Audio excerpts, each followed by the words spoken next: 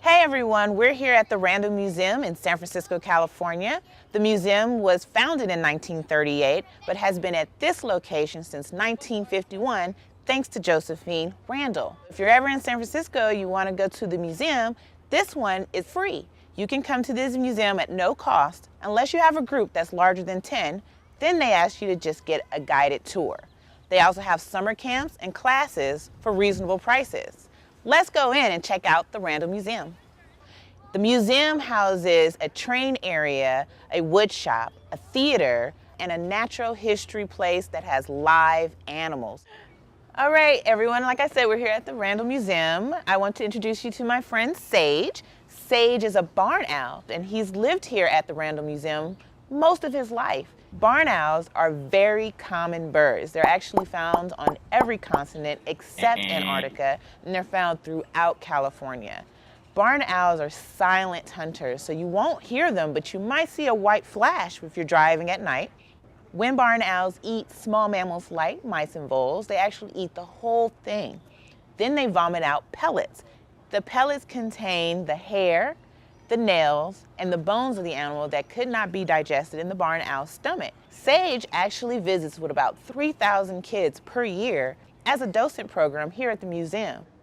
Here we have a Swanson hawk. His name is Grasshopper. He's 3 years old and he's been here about 2 years. He was actually rescued in Utah when he was about 1 year old and he had a broken wing. And the Swanson hawk is one of the longest distance migrating raptors in the world. The Swanson hawk will actually be born and raised here in California, then fly all the way south as far as Argentina to be there in the springtime.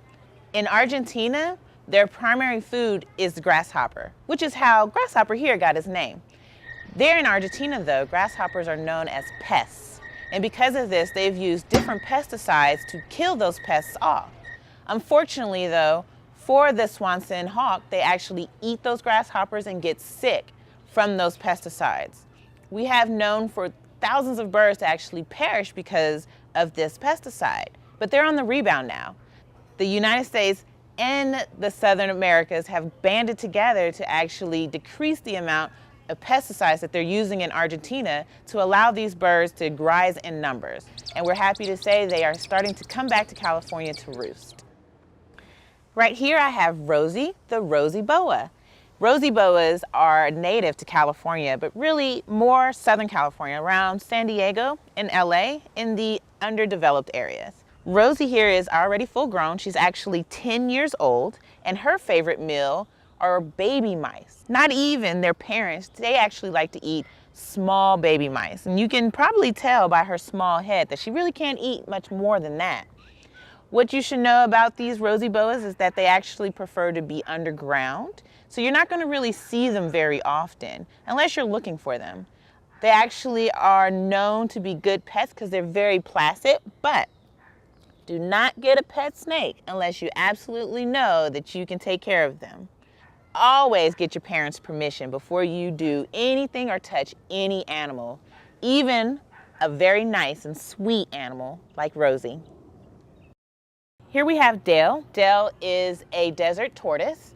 She lives here in the Randall Museum because one of the issues with the desert tortoise is that if you remove them from the wild, you actually cannot put them back with the native tortoises.